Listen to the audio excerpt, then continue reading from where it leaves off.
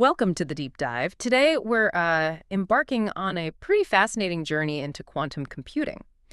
You know, it's a concept that sounds like pure science fiction, It right? really does. Yeah. Still feels a bit out there for many people. Yeah, but it's rapidly becoming a tangible business reality. So our mission today is to demystify what it actually is, Mhm. figure out why major companies are already investing, well, quite heavily in it, Mhm. and explore what its emergence really means for your future. Okay, so to kick things off, let's maybe break down the fundamental difference. Traditional computers, they use bits. Definite zeros or ones. Simple. Right, on or off. Exactly. But quantum computers, they use these things called qubits, Yeah, and this is where it gets interesting. They leverage quantum phenomena. like superposition. Exactly, superposition allowing them to be a kind of blend of 0 and 1 at the same time. And entanglement, too, right, where Yep. they're linked. Yes, entanglement, where qubits become intrinsically linked, no matter the distance. It's weird stuff. It really is, and this isn't just about making things faster, is it? It's more fundamental. That's the key takeaway. It's not just speed. It enables fundamentally new ways of processing information. We're talking about solving problems that were previously, completely unapproachable, Intractable. pretty much. Think of it less as just a faster calculator Okay. and more like an entirely new type of brain, one capable of exploring just vast numbers of possibilities all at once, something classical computers, they just can't do in parallel like that. And what's fascinating to me is how quickly this is moving. It's not just theory in labs anymore. Not at all. We're seeing major players like IBM. They're offering cloud access to their quantum processors right now. You can actually use them. Which is amazing, really. Democratizing access, in a way. Yeah. And Google, remember back in 2019, they claimed quantum supremacy. Ah, yes, that caused a stir. It did. Maybe not a practical application then, but a huge landmark moment, right? Proving a quantum computer could do something specific way faster than a supercomputer. It's a demonstration of potential, yeah. Thousands of years versus minutes, that was the claim. And then you have companies like Rigetti focusing on, what is it, hybrid quantum classical computing. By combining the strengths of both. Yeah.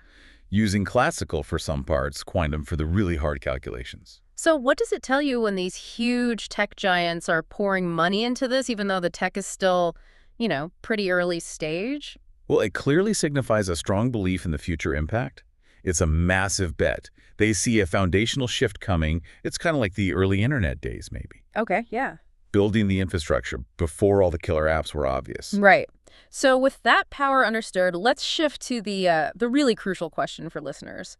What does this mean for your business? I saw this McKinsey stat, quantum computing, could unlock, get this, $1.3 trillion in value by 2035. It's a staggering number. It really is. But, we hear about the challenges too. Instability, errors.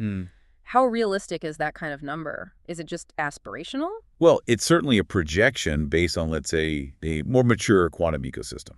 But it highlights the sheer scale of the potential.